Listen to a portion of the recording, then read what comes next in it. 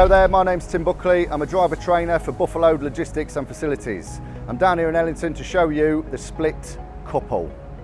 First things first, before I enter my unit and reverse onto the trailer here to begin my split couple, I'm going to ensure that my trailer park brake, right, is on, so that when I do touch the trailer with the fifth wheel underneath, before I go onto the kingpin, I know that that trailer is not likely to move. Good, I'm content that the trailer brake is applied. I'm now going to enter the unit and position the unit for the beginning of the split couple. At this point now, I'm getting close to going underneath the trailer. What I want to do is make sure that my fifth wheel is lowered by lowering down the suspension to enable the fifth wheel to go underneath the trailer without causing any undue physical damage, okay, by an excessive connection. There's no requirement for that. The fifth wheel should be lower than the trailer, but I should not go anywhere near the kingpin upon my reverse. At this point, I'm content that the fifth wheel is lowered enough for me to go underneath the trailer and not have any contact with the trailer and the fifth wheel itself. I'm now going to go for reverse underneath the trailer to a point where I'm not connecting with the kingpin, and then I'll tell you what I will do from there.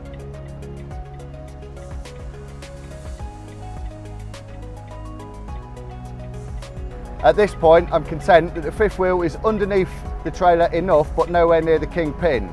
What I'm going to do now is I'm going to raise the suspension to touch the fifth wheel underneath the trailer, but away from the kingpin. Okay, at this point then, I've got the fifth wheel underneath the trailer to the correct point and nowhere near the kingpin. What I want to do then is raise the fifth wheel to touch the trailer, and I'll be looking at the corner of the trailer to see when it starts to move up slightly. Once that happens, I know that the fifth wheel is seated in the correct position, and then I will stop. Okay, that is okay. I'm happy that the fifth wheel has touched the trailer. It's started to come off the floor. I've already checked the park brake on the trailer, so I know everything is safe. What I'll do now then is I'll make sure that my vehicle is in neutral, the park brake is applied, and get out and attach my Susie lines. Okay, I'm now on the catwalk, and as you can see, there's plenty of room for me to operate without being restricted and connect my Susie lines. What I'll do, okay, is connect them from the driver's side all the way back, working my way backwards towards the passenger side, which will allow me then to egress from the catwalk without having to step over and likely damage any of my Susie lines.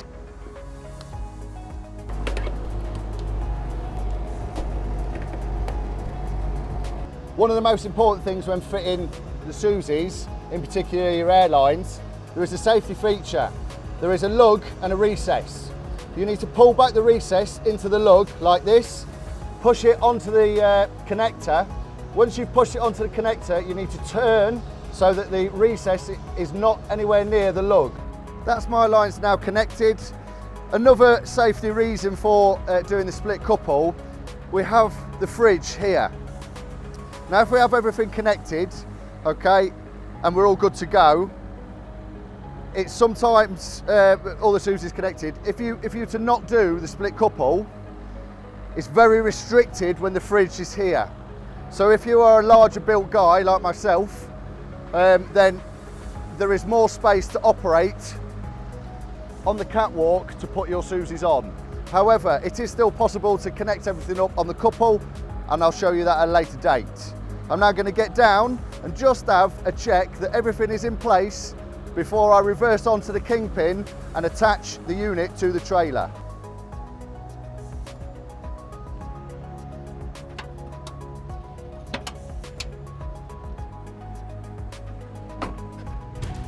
Okay, it's very important then just to have a quick check. I like to, as a driver trainer, just have a look at the rear of the unit to make sure the fifth wheel is going to be in line with the kingpin as I come back to connect. Reason I'll do that is I do not want to miss the kingpin whatsoever. That risks damaging the fridge, okay, by colliding with the unit as you reverse. Once I've made sure that it's in line, I will enter the vehicle. I'm going to reverse the unit onto the kingpin, and I will conduct 2 tug tests to make sure that that fifth wheel has engaged with the kingpin, and then I'll conduct the rest of my checks. I'm now going to reverse until I hear and feel the fifth wheel connect with the kingpin.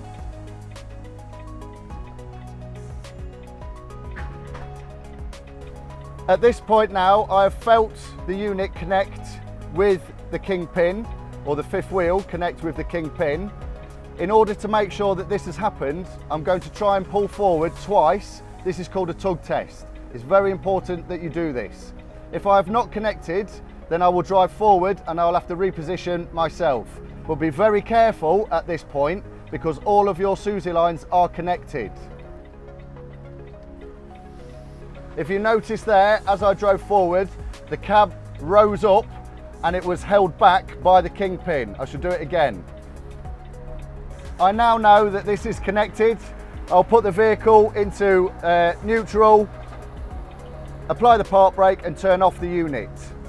Now that I'm content, I'm going to get out and make sure one of the key safety features is applied, and that is fitting the dog clip. Very, very important. Whenever this dog clip is attached, it must be fitted correctly. I'm going to do that now. This dog clip must be attached through the hole, okay, on the fifth wheel by the pin. It must be attached. You should not drive this vehicle without the dog clip attached. I'm now content that that is attached and I've covered that safety base. At this point then, what I'm going to do is raise my legs. Top tip for everybody, whichever way you turn is the way you want the trailer to go. So if you want the trailer to go forward, you turn the wheels towards the cab, turn the handle towards the cab and the legs will raise. If you're going to reverse the trailer onto the bay and leave it, you would turn the handle towards the bay and then that would lower the legs, like this, watch.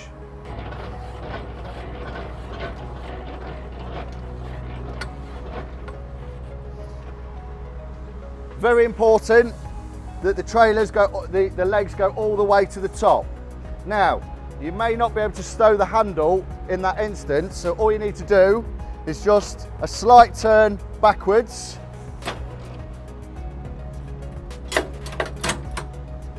To enable the handle to be stowed. But it's very, very important that the trailer legs are risen, all right, as far as physically possible to allow you to stow the handle.